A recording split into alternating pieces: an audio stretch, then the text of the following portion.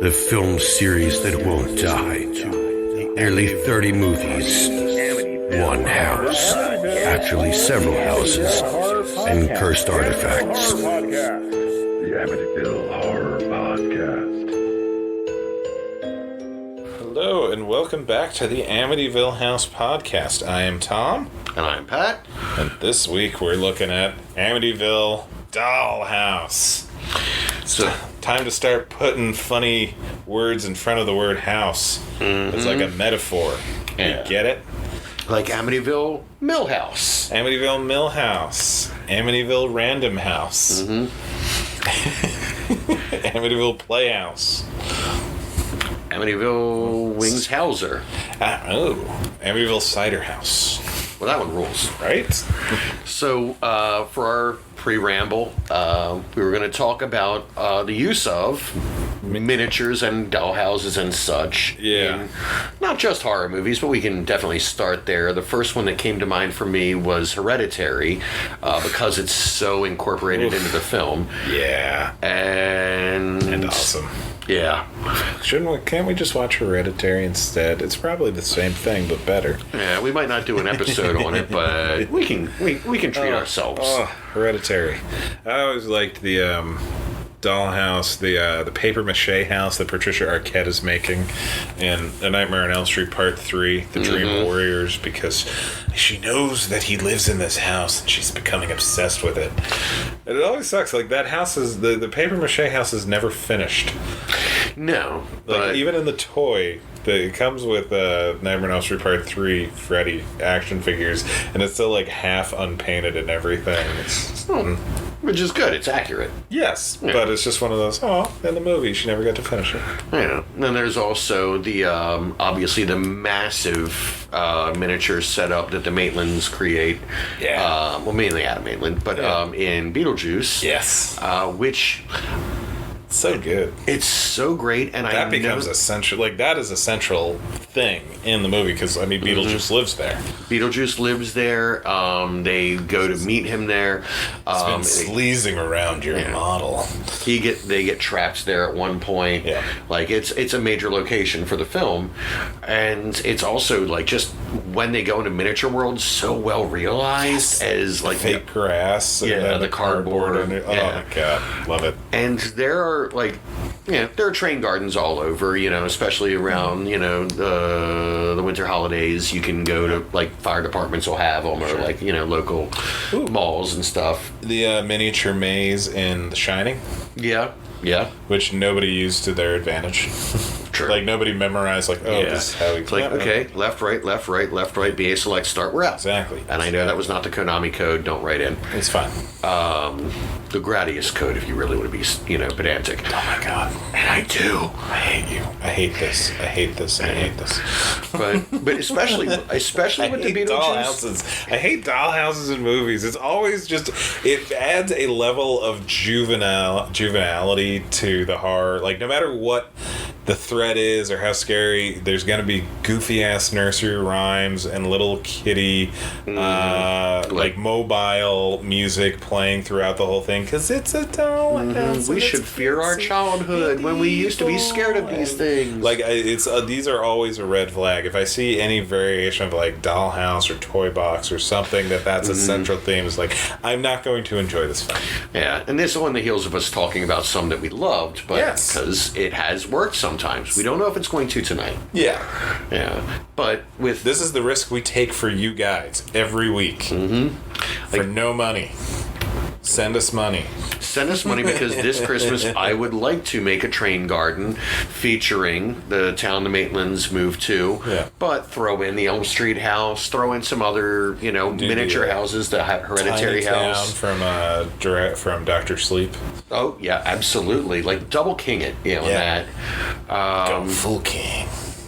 And maybe include like Christmas Town and Halloween Town from Nightmare Before Christmas. Yeah. One year I was at Toy Fair International, and a company, I believe June Planning from Japan, had a subscription that you could buy. It was several $100s per piece, but once you bought all of the pieces, and I don't even remember how many, it was massive, but you could build all of the towns like from Nightmare Before Christmas, and the thing took up more space than the living room we're sitting in right now. It was gigantic. I mean, if a job's worth doing. Yeah, but like you have to own a mansion to have this thing. But And at the prices they were charging, I would. We know who our clientele are. Basically, yeah. But like, I would love to set up some sort of a massive thing like that, like maybe a giant, horror train garden playscape. With then all the houses on one street. Yep. Include the Myers house in there. Yep, Myers house. The Elm Street house, the house, the Bates Motel. House 2, the second story house. Sure. But yeah, like just giant, like horror village. Yeah. That, if I ever do become a multi-millionaire, because honestly, like, millionaires. $1 million doesn't buy $1 million anymore. And considering what I make, it's going to probably be a long-term project. Then you're still focused on your space trip. Exactly. So, and I tried making. It's not that we mind the rich people going into the space; it's that they keep coming back. It's just like, no, go away. It'll be fine. Why can't we have Richard Branson's Event Horizon? I would be willing to take that risk. Like, I'm risking the existence of whatever parallel hell dimension that Event Horizon takes place in. Yeah. If it would take Richard Branson. Yeah, like even if it's not a full Event Horizon, even if it's more like Contact, where a man who questions whether his wealth makes him God or if God really exists, and then dies in space anyway. I mean, I'll be honest, with the level of money hoarding that these rich people got, I'll settle for a Challenger. And honestly, it'd be their own tech, so it'd be hubris. So there's at least, I wonder if it'll be like kind of like a roulette thing where like so many of them are doing them, and because these things have been exploding fairly regularly, quite consistently. One of these guys is going to be taken out by one of these things. Yeah. Well, these are all guys who started companies that were then built up by a lot of, strong employees and collaborators, but they took all of the credit for it. And again, their hubris has made them think that they did and created all of this. Yeah. And now here's a thing, they get to go to space on all of it without necessarily all of the collaborators they've burned or bankrupted over the years. Yeah. So left to their own devices, they might just be, space popsicles. Corpsicles. Yeah. I tried to make a diorama of outer space, but it turns out in a vacuum, scale doesn't matter. Yes. Yeah. Correct. So that was light years are light years, no matter how far away. Yep. So. But anyway, well, Amityville Dollhouse. We're gonna check it out. Made by no one, starring almost no one. The older sister from that 70s show is in this movie, and also from a very memorable episode of The X-Files. Remember that, was it the one where the two girls have like the same birth date, and so the whole town is going nuts? I'm pretty sure she is one of them. I'm pretty sure she is. I'll double check while we're watching. Yeah. Forgot about that one. It's really good. Yeah, it's a fun one. It's not a conspiracy episode, and it's not a Darren Morgan episode, and those are the ones I tend to remember best. But the Monster of the Week for me. Like, what's the thing? Monster of the Week was why the Darren Morgan ones were so good. He never did a giant continuity one. Yeah. Except for his episode in the final season, which, while it's not the final episode of that season, I feel like would have been the perfect series finale for the X-Files. But, they went ahead and pushed a little more conspiracy stuff that will never add up at this point. Nope. So, anyway, let's watch a Dollhouse. Amityville Dollhouse. See you in a bit.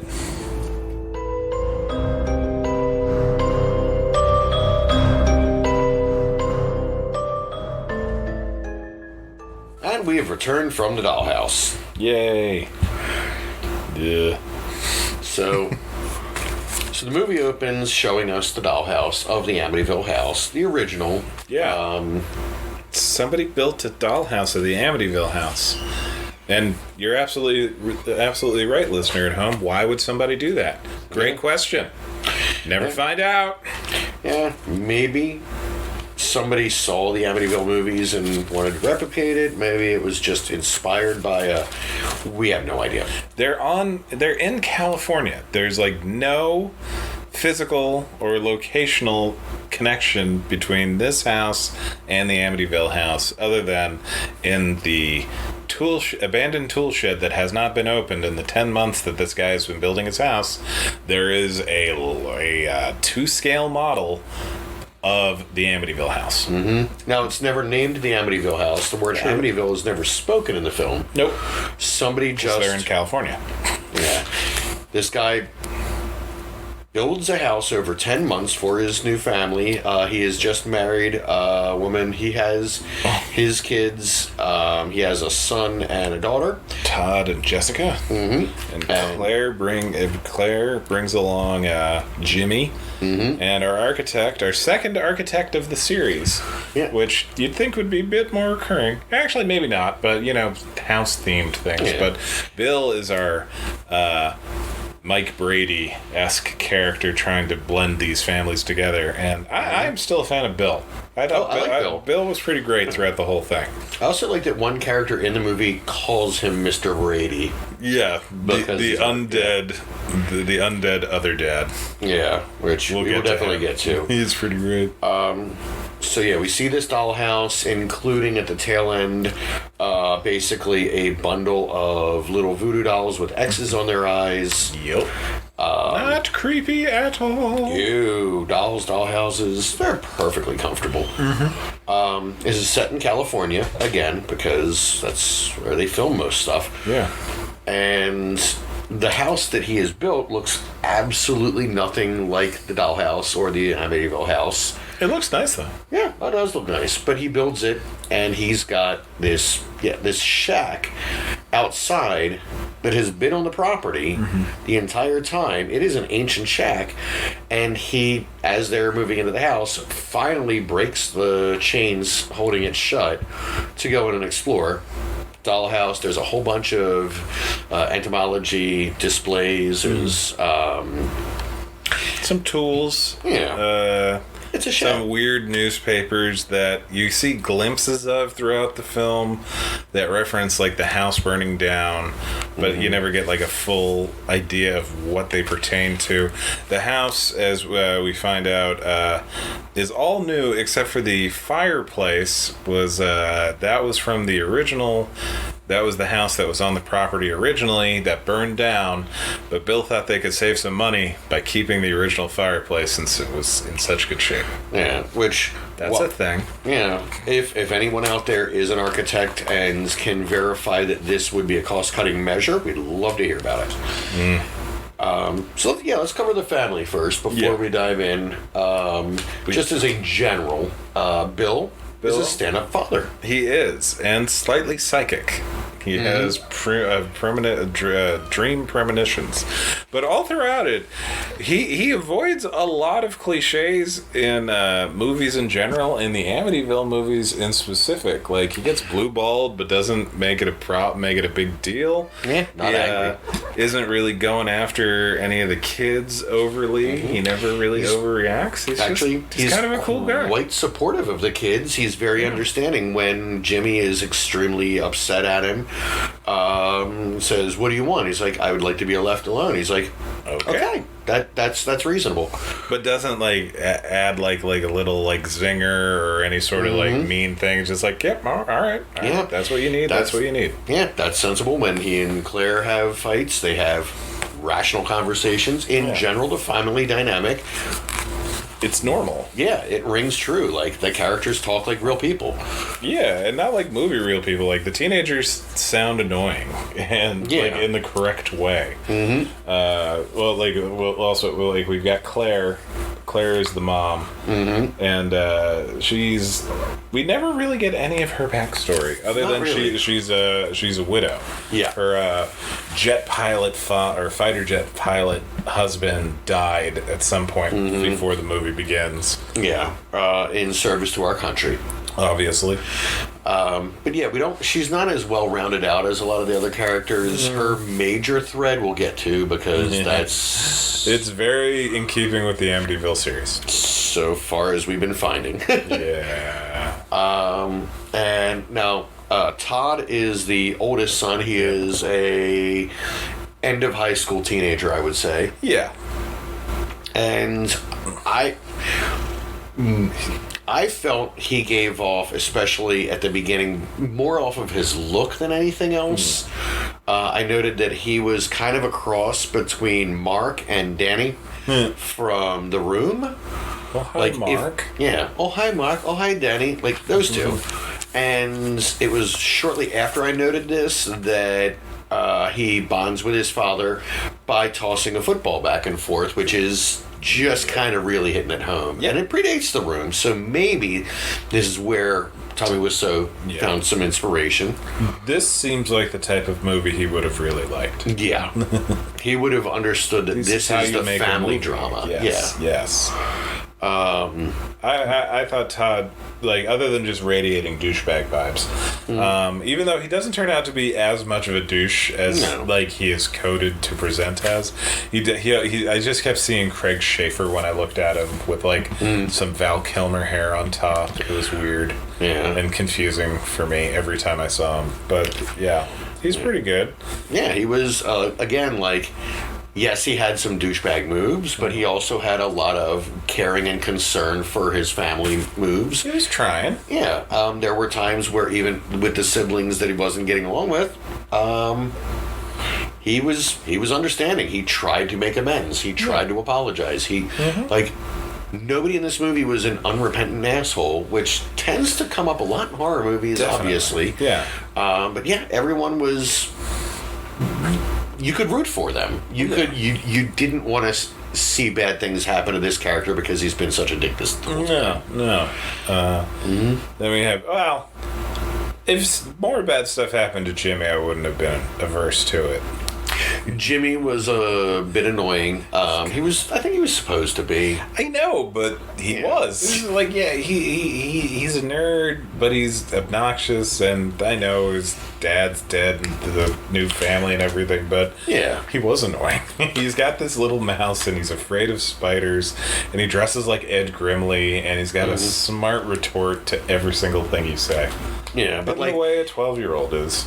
Right. It was like a lot of the smart retorts weren't necessarily smart. They were more just petulant. Alecky. Yeah. And he wasn't so much a clever as occasionally being a little bit of a snot.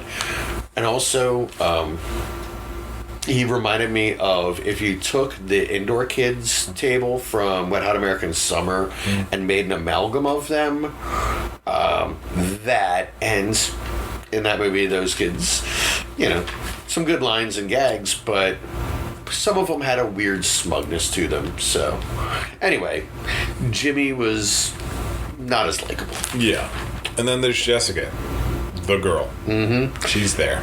She's the youngest. She gets the dollhouse.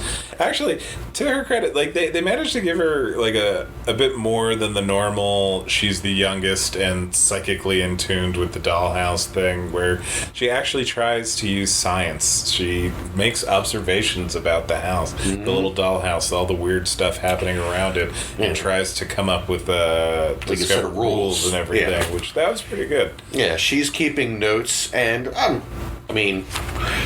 makes sense for a character to do that. It also does help the audience along so that, when they start doing things that like, oh, right, that was an established thing. Yeah. Okay, that was pointed out specifically. Cool. Yeah. Such as the rules are. Which is, as the series goes, just as scattered as always. Yeah. So, they move into the house, and right after they move into the house, one of the first nights, the fireplace that we later find out had been part of the original house that had burned down and killed his family. That fireplace ignites. It's gas fueled. Yeah. So he had installed gas lines into this fireplace, I believe. Yeah. But it's heating the whole house, and while he's trying to figure out how to fix it and get the AC working, he zones and has one of his psychic dreams where he sees glimpses of demons. Yeah. But then, everything's fine. Yeah. Then we have the birthday party. Then begins the longest day. Like, this is this day that's supposed to be Jessica's birthday party, and I swear to God, it is the whole half of the movie is this day. They do end up doing so many things. Like, the house starts immediately working on all of them. Once again, the house can drive a car, and so it uses the pickup truck to run over the birthday present, a bicycle for Jessica, so that, we have to give her the dollhouse to give her something, or else we're the worst parents ever. And the wrap job on the dollhouse is they draped some wrapping paper over the dollhouse. It's wrapping paper. Would give it away. Why do we bother? It would give it away. Right. Exactly. Oh, that's shaped like no, this is just... No. Yeah. It's fine. And then the in-laws show up. Bill's sister Marla and her husband Tobias, the proprietors of the Golden Raven bookstore. Which... there should be one of those. Yeah, there should be one of those in Baltimore. I would assume there is. Probably. The like. It is basically Ray's occult. Yeah. Where it's just all sorts of all of your metaphysical needs can be served. The best gag is, like, later in the movie you see they have like a card catalog, like a whole chest of little drawers, and they're all marked by runes. Yeah, no Dewey Decimal. We've got like the proper, Exactly. But yeah, they show up at the birthday party on a motorcycle because they are biker, hippie, Wiccan. Yeah, Wicca. I think when it's plural, it's Wicca. They're Wicca. Okay, I was going more adjective, but yeah, okay, I'll take it. And they immediately know. Yeah, there's something wrong in this house. Yeah. They both got a bad vibe off of the place. They're both kind of keeping an eye on everything. Yeah. They have their suspicions. They find, they grab one of the little dolls from the dollhouse. Not until the next day. Oh, not the next day. That's right. This is how we know this all takes place on one day, because Jessica gets sick during the birthday party. They bring her upstairs. Marla, Bill's sister, says, "I'll stop by tomorrow with some herbal tea to help." Mm-hmm. And then it just keeps going, and then the next, once day happens again, Marla shows up with the tea, and then procures one of the dolls to run mystical experiments on at the Golden Raven bookstore. Mm-hmm. But oh my God, so much happens on this day. So we have the birthday party, all the things going wrong with the birthday party. Let's see. We have there was the piñata. The oldest brother Todd had put a rubber spider into the piñata as a bit of a gag because Jimmy is terrified of spiders, and he's arachnophobic. You say potato, I say no. That's there's literally only one way to say. That's potato. literally what Jimmy said. This is why we hate him. This is why we hate Jimmy. But Jimmy, while he's afraid of spiders so much, he has a pet mouse that he absolutely loves. Max, that he uses for experiments, as in like mazes and such. He's not doing any kind of makeup tests. No. But he's built a cardboard maze on this same day where, so a real spider comes out of the piñata and lands on Jimmy. It's a pretty solid looking tarantula. Yeah. Right on his face. Yep. It's pretty great. He freaks out. He says Todd did it on purpose. Todd says it was a rubber spider. Yeah. The family is divided down as to who believes who. Yeah. But Todd gets in trouble. Bill tries to make peace, or does the mouse happen first? I think the mouse happens first. So, Jessica's still feeling sick. Todd hears Jessica whining about something, and he goes into her room to check on her. Mm-hmm. He sees some evil-looking thing go under her bed. Sees some glowing red eyeballs looking at him. He gets knocked back. Accidentally knocks the dollhouse over, which ends up crushing Max, who we had seen crawl into the dollhouse. Jimmy is inconsolable, and yet Bill, being the stand-up guy, goes to try to console him. Jimmy says, "No, leave me alone." And then as Bill closed the door closes to reveal that Jimmy's undead dad has been lurking in the room the entire time. Yeah, and he's a little zombified right now. A little zombified. He looks just a share of Bub from Day of the Dead. Yeah. And like that style of makeup too. Yeah. Before actually, I just Oh, I'm sorry. What did I miss? It's so hard to keep track of the events in these movies. It's all one day. I can't remember if it's before the monster mouse under the bed, because you basically see giant red eyes come at it, and it's the mouse. I think there's even a glimpse of mouse tail. Mm-hmm. Yeah. But he's talking to Todd, and the window blows open as the window on the dollhouse opens, and a giant gust, like just a torrent of wind is blasting into the room, like cartoonishly strong, blowing leaves and smoke and dust. And then he can't get it closed. The window on the dollhouse closes. He gets this window closed and says that it's the Santa Ana winds. Yeah. So they establish early on that the dollhouse and the dolls and the dollhouse have something of like a voodoo doll aspect to them. Right. The one influences the other. Exactly. So then, the dead dad shows up and basically tells Jimmy, we're going to have to figure out, maybe we do to Bill what happens to your mouse. Yeah. I mean, all the cool kids are killing their stepdads. Mm-hmm. I mean, you want to be cool, don't? I didn't raise an uncool kid, Jimmy. Mm-hmm. The guy playing the dad is pretty fun. Yeah. Throughout the whole thing, like he gets the makeup, and he just has he has a lot of, hey guy, let's go murder your dad. I mean, come on, what are we doing? Let's do this. Like throughout the film. Yeah, I again while we were watching, I noted that he reminded me a lot of Richard Mall as the villain in House.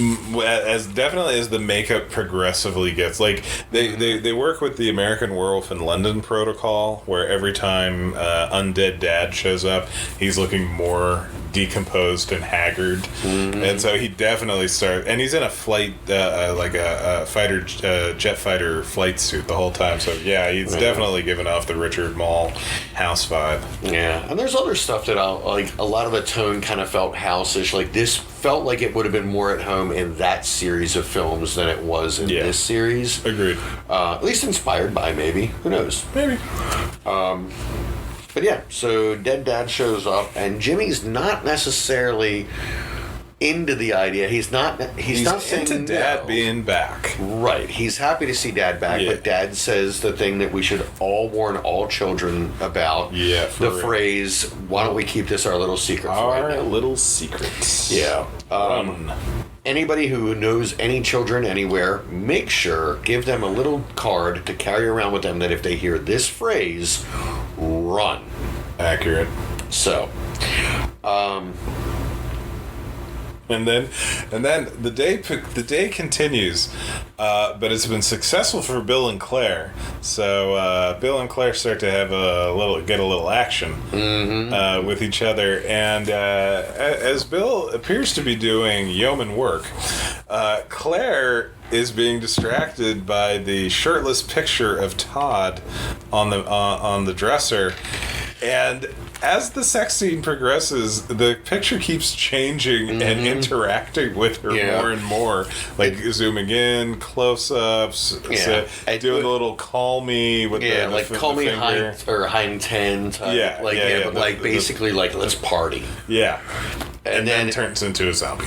like black around the eyes, sunken and sallow. And that seemed to put her over the edge, to be honest. We all got our things. Sure. Mm-hmm. We do not kink shame on the Amityville podcast. Nope. Even though you should be ashamed. Some of the things in this series, if it's your thing, that is illegal. Well, this is once again we get the pseudo incest running theme throughout these films. The problem is that the majority of the cast in the haunted house versions of these movies are all family, and so you run out of options. It's hard to date outside the family in these movies, but Todd does. Todd has a girlfriend played by Robin Lisa Fox, I believe. I think is her name. She played Foreman's older sister on That 70s Show. Yeah. and was on that really good episode of the X-Files when it's the two girls that have the same birthday and all the stars are aligning and the whole town is going nuts. That was a good The one. X-Files. So, But yeah, so that's that. So And Todd and his girlfriend are in the shed that night. Then Todd's girlfriend plays a not funny at all jump scare on him, but then they go to the shed and they go to have their alone time because this is still the same day. Yes, this is amazing. And as they're starting to mess around, she notes the bug exhibits and such. I say bug, insect, and all of that because there's a mix and match. Yeah, but either way, she's into the bugs. Yeah, she says it. She sees one that's a wasp under glass. It's in a little window box type setup, and like this can't be real. Is this alive? It's not alive. It's a bug pinned inside a box. And so as they're going to it, it bursts out of it, explosion of glass. Starts stabbing the hell out of both of them. Yeah. And then it goes after Todd. it goes after her first. She runs.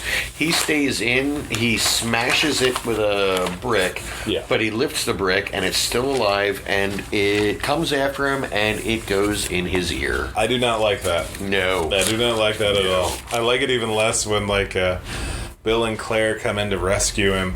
They pour alcohol in his ear to kind of drown the bug, and then when they pull it out, it's somehow bigger than when it went in. And covered in blood and goo. Yes, because it was in his brain. Oh, God. I hate everything. I hate everything about it. And he does go to the hospital for it. And Bill notes that doctor said he'd never seen one that big. Mm-hmm. We assume he was talking about the bug. Yeah.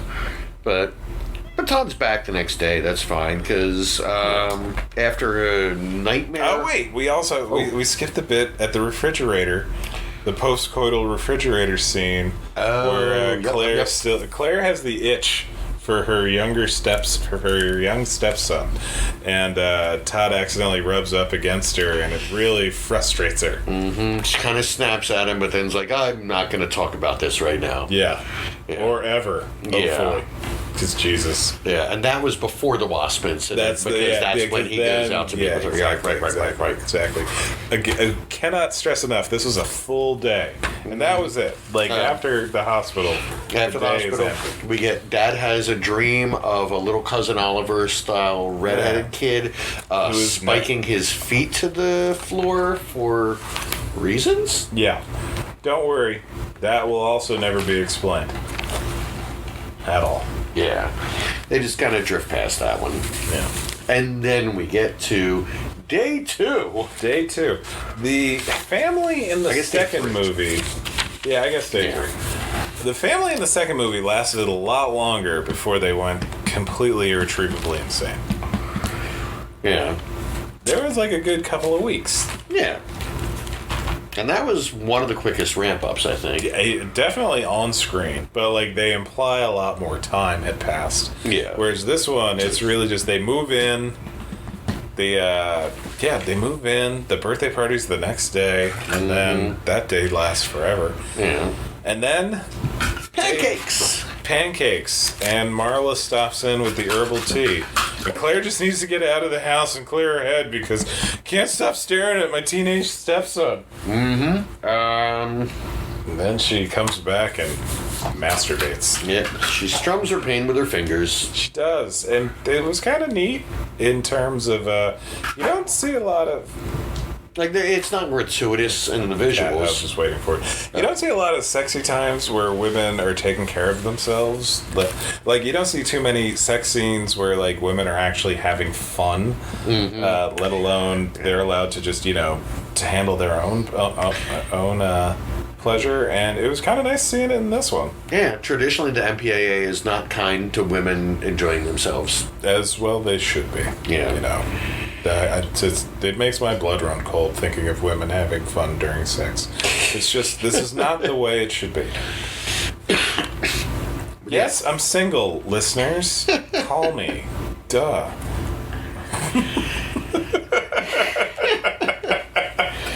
So, yeah, Claire, as she's doing this, she starts seeing in the mirror Todd, and then she starts feeling Todd, and then she just kind of... She is other than, she has her shirt off, but she's wearing a bra, so it's kind of, like, she is basically completely clothed the entire time, which is also kind of nice in terms of, it's not as exploity as you would think they would go for with this kind of movie. Yeah. And she interrupts herself.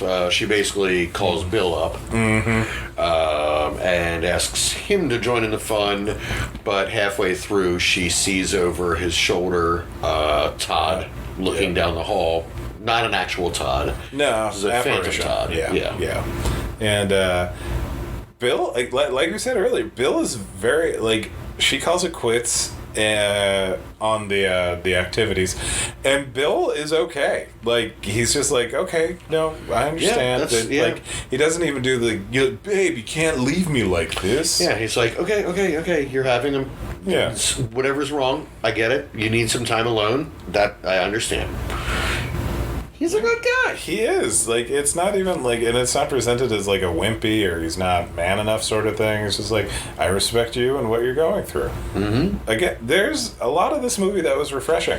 Yeah. Until we get to the last 10 minutes, but we'll get there. Yeah. Now, we cut from that.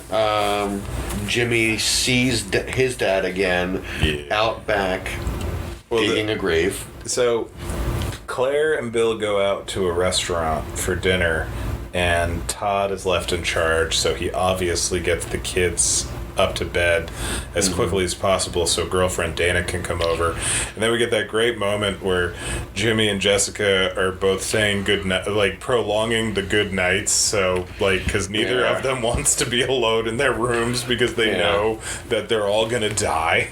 Yeah, they give each other these looks as they're walking separate directions, like they're headed to the gallows. Yep. Yeah. And so Jimmy closes the door, looks out the window, and there's dead old dad digging a grave, saying he's digging it for them. Hell yeah, he is. He's a provider. And then we go over to the date where Bill and Claire are talking about how things don't feel right now, and they acknowledge there is a problem between them. But also recognize that now that they're not in the house, they feel clearer than they had the last couple of days. Yeah, and I think they're chalking it up to just the stress of moving in and family. But they have a healthy, rational conversation. Yes. Well, until Bill starts talking about his dreams and how he thinks they're all going to die. And that. I mean... Yeah. But she's not insulting about it. She's like, hey, it's going to be fine. We're going to get through this. It's going to be okay. She's not dismissive. She's empathetic, but not dismissive about it, which, again, I really like this family. Yeah. She doesn't seem like Jimmy. She's empathetic. She listens to what he says, and even if she doesn't believe the dreams are premonitions per se, they could be emblematic of the stress that he's going through, or just the family dynamic. She's not necessarily saying, "Oh, I believe in the supernatural," and this all, so much as you are stressed and this is a concern. Yeah. It's a nice scene. Meanwhile, back at home, Todd has sent the kids up because Dana's coming over, his girlfriend. She has been waiting outside for the parents to go away. And the parents are not necessarily nuts about her, think she might be a bad influence. Well, I think part of that was, I think more of that was Claire, under the influence of the house, is jealous, and so she's like, she wanted to put a bug in his ear. No, exactly. No, it's just like, I think he should break up with Dana. He can do better. Yep. But he's making margaritas for them and really putting in the work. Dude, he's putting salt on the glass and everything. Like, they have the salt. Like, they have all of the fixins for the margarita, including, like, the special bowl or the special Tupperware of salt for the rim and everything. And not mixed margarita. Like, he was making full margarita. Yeah, with, like, half a quart of tequila. Yeah. But unfortunately, as he's running the blender and, getting the ice all mushed and such. Sure. The fireplace. She's on fire. Yeah. She's at the fireplace. She's hearing voices. She's getting kind of into a trance. And then her hair catches. Then her tattoos start bleeding. Which is right. There's a neat gag where, like, she's got a few tattoos on her arms, and where the tattoos, like, one of them's a rose, but another one's kind of like a tribal looking design, but where it would come to a point on her skin, it starts bleeding, which is as if the tattoo is piercing her skin. Yeah. Which is kind of a neat gag. And then her head is on fire. And I swear to God, to add to the phrase, it's our little secret, that should be a red flag for every kid. Stop, drop, and roll. Guys, this was taught for a reason. She does not stop. She does not drop. She does not roll. She just kind of writhes on her hands and knees for like 5 minutes while the back of her head is on fire. Yeah, she stands there for a stretch, then she's down on her knees, then she's down on the hands and knees, but at no point does she ever take anything and try and put it onto the flaming part of her head, which is a lot. Most. Yeah. Yeah. Her hair catches on fire. She's got a lot of hair. And yeah, she goes up quick. There appeared to be a lot of hair product, so that's also something. It's safe for now. Hairspray is not as flammable as it used to be, but still a risk. Sure. And as somebody who's been on fire more than a few times, it does work. You are, as long as you do. I mean, you don't want to flail too much and stoke the fire, but when you stop, drop, and roll, you're going to want to concentrate on the parts burning the hardest to tamp them out. If you can, if you're outdoors, just go for what you go. If you're indoors and can avoid rolling on a carpet, better. That might exacerbate the issue. It does, because the carpet itself can go up a little bit. Also, whatever is on you that may be causing the fire, like in my experience, spray Lysol, then you might rub some of that into the carpet, which is going to just help it burn. Yeah. So, anyway, there's some fire safety for you. Also, don't be in a haunted house. Very good point, yes. So, we leave that to go to the voodoo doll ceremony. Yes, the Marla and Tobias are finally experimenting with this voodoo doll to find out what is going on, and then everything explodes. It was foreshadowed slightly because in the dollhouse there were a bunch of little mini books on the staircase and kind of around, and they had blood on them. Yep. But yeah, they're performing this voodoo ceremony on the doll, and the doll sits up. Yeah. And starts making little gestures, and things start going crazy. Books are knocked over. Books knocked over and fall.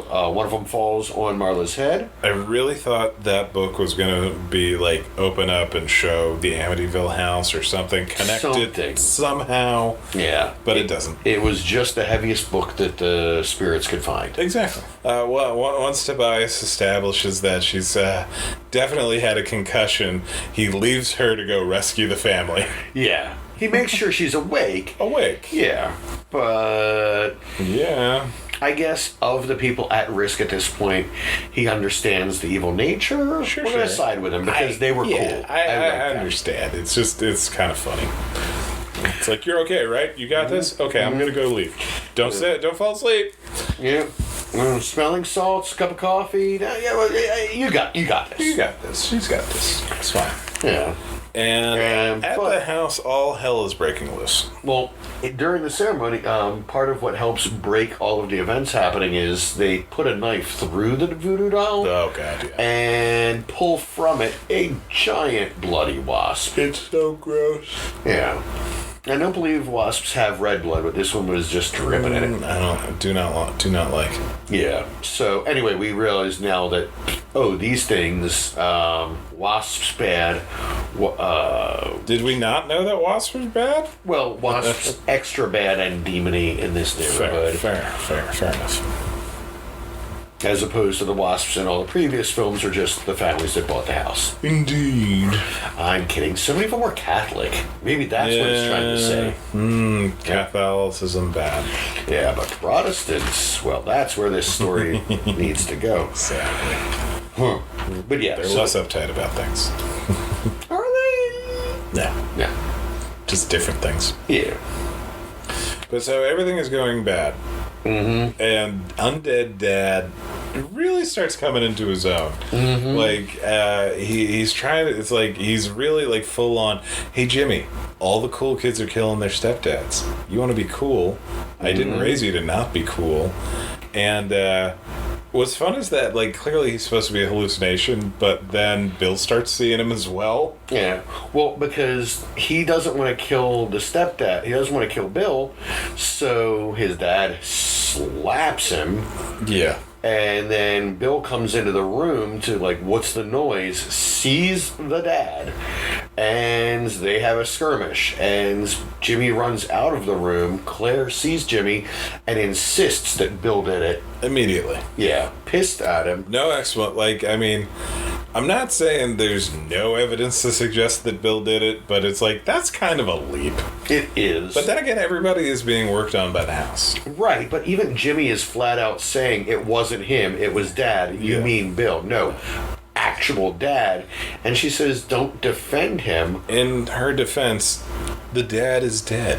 The dad is dead. It only makes sense that this is the person that could have done it. Yeah. But it's like, Jimmy's actually defending Bill right now. This is a huge turn. Maybe listen. Yeah. So she kicks Bill out of the house, and Bill realizes he's got a piece of the flight suit in his hand. Like, this is fucking real. Tangible. What? But unfortunately, he's stuck outside the house now, where Claire is inside and turns around and immediately finds out, oh shit, it is him. Made the back to the wrong horse. Mm-hmm. And so Bill is trying to get back into the house. He goes through the garage. The garage shuts on him, and then his car starts running because Amityville houses can operate cars. Mm-hmm. And this time it was kind of fun. Like, the house tries to kill him with the carbon monoxide, which, that's a different take. Yeah. It's a nice new one. Yeah. But luckily Tobias shows up in time to magically open up the garage door and keep everything going. Hi, there you go. Yeah, if he had waited and checked on that concussion, Bill might be dead now. Bill might be dead now. Yeah. But whereas Jimmy and Claire are literally tied up on the couch with Undead Dad, and an apparition of Dana has shown up to plague Todd and tempt him with all sorts of third-degree burned love. Yeah, and as far as we know, Dana is in the hospital in a coma from the burns. Yes. So it would have been funny if it was just actually her. Yeah. And terrible. Yeah. Because I appreciate that it was the house fucking with them. I hate that, like, the only people that really suffer in the movie are the people not living in the house. True. Like, Dana gets burned all over her head. And then Marla got bit by the dollhouse. Yep. And then the book thrown at her head. Yep. And then Tobias will later die. Yeah. Spoiler alert for the next 5 minutes. See, this is the thing. Like, even with the Undead Dad, I've really liked all the choices that they were making, horror movie-wise, supernatural-wise. And then the last 10 minutes really just go completely off the rails. Yeah, because we're there. We now have a face to a villain that we could defeat. And he's all about just like, let's throw everybody in the fire and you're all going to die. And that's threat enough. Right. But then the fireplace is a portal to some sort of hell dimension with actual, Buffy the Vampire demons in it. Yeah, like somewhere a little bit Buffy, a little bit Troll 2, a little bit, again, Saturday the 14th, which I mentioned last time. The movie comes up a lot in my life. There's just kind of everything happening at once, but like for these demons... You would hope that they would be terrifying, and they really look like we have 4 guys in suits who have no idea what they're here for today. Yeah. And they they look like somebody walked in on a meeting and they're just trying to like go over to escort them out at first. Like there's just a slow way they're just wandering around. They're not actually like going after any of the people. They're not doing any really like demon-y stuff. It just looks completely casual and awkward. Yeah, and it's just like it's weird to say, but tonally it didn't fit. Like it didn't fit the movie up until this point. Like you'd seen random flashes of these guys, like in the dream sequence and just in other spots, just to freak you out. But like even with Undead Dad, it really just wasn't. These demons were not part of this, and then it just like. If they had looked more waspy, maybe. But they don't look like wasps, which we had talked about through the movie. Yeah. They don't. We don't know where they came from. We don't know. Were these demons what burned down the original house? Is the house supposed to be haunted because the family died in there? Are these demons tied to the Amityville model house? Like, is the like the what are they there for? Yeah, the miniature house, the dollhouse. I should remember that term. It's part of the title. Yeah. Is that the cursed item because it is a portal in and out of this hell dimension? Yeah. Is it the house because there was a tragedy there? Is it... What is it? I don't know. Is it just demons messing with people and they pick the thing? Or there's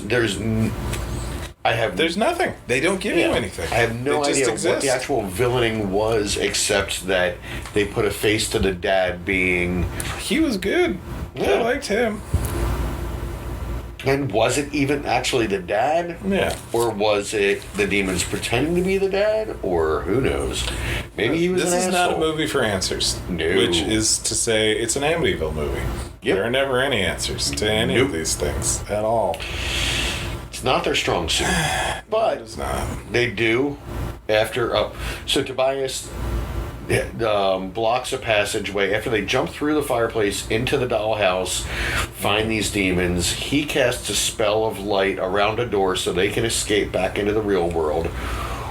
While he... None of this stands there, he could have also gone through the same door. No, I can't. It's like how at the end of X-Men X2, X-Men United, Jean Grey could hold back all of Lake Minnetonka or Lake Winnipeg, whatever the body of water was, and lift the Blackbird out of danger, but she couldn't do it from inside the Blackbird. That didn't make any sense. Like, it would make no sense if she could do it safely from inside the thing. The convenient sacrifice. So, it felt like shit. Like, this was not a worthy sacrifice. It wasn't worthy of Tobias. It wasn't. It wasn't really necessary. The magic he used didn't even work because the light was supposed to block the demons, who immediately reach through, grab him, and pull him out of it. And if other people went through the door, why are they not going through the door so they can be full size in real life? But these would be answers. These would be answers to the zillion questions they raised in the last 10 minutes of the movie. But everybody that matters gets out fairly unscathed. The house explodes. But first, because they threw the dollhouse into the fireplace, it explodes. It starts burning and has that explosion of... You've seen a movie where it's clearly a miniature shot, and then the house blows up. Imagine that at normal speed, not like them slowing it down for effect. It looks a little weird. Yeah, but then interesting, but weird. Yeah. Then that makes it not look as weird when the real air quote house blows up, which is also a miniature. Yeah, that's what I meant. Yeah, but that... I don't know if the frame rate wasn't right or what, but it didn't play that it looks like the real house blowing up. It's like, oh, you're blowing up another dollhouse. Cool. But yeah, we blow up the Amityville house and a secondary house, which is honestly our first twofer. Yeah. And then the family drives away and we have some ADR quips to close us out. Yeah, everybody keeps trying to make the last joke. I think Todd ends up winning. Yeah, I don't remember what any of them Or were. no, or maybe it was Jimmy. Like what? Yeah. Jimmy makes like that building was not up to code, or And then, like, I can't if believe you're a an tractor. Yeah, if you're a contractor, this is not going to hurt. You're not going to help your business or something. Yeah. Like. But yeah, they make all of the Tone deaf jokes. Yeah, it felt like you end the movie with a quick minute of a writer's room trying to pitch a finale, Yep. and then credits. And then credits. What's your resale? Or you got something? I forgot that the rules were don't touch the attic door. It listens, and my hand disappears in the fireplace. Yeah. None of these really matter, other than the hand disappearing in the fireplace. Yeah. It foreshadows the portal in the fireplace. Yeah. Which I guess spits you out at the attic door. Defective house listens. in the dollhouse. Yeah. And vice versa, or something. I would say as long as you're okay with the ending being Banana balls. yeah. It was an enjoyable watch. I enjoyed it. I like the family. There's a good succession of gags throughout the whole film. I mean, none of these are particularly scary, but like they work as like a good little supernatural horror movie. It's honestly, it just fails at the 1 yard line. Yeah. In terms of like this, it's like they tried to have all of these big production value.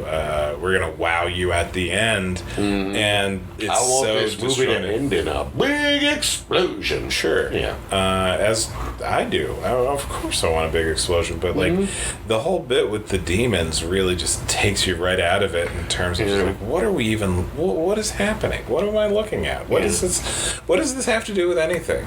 Like you have to, if you want to have an ending that complicated, you have to set it up a little bit.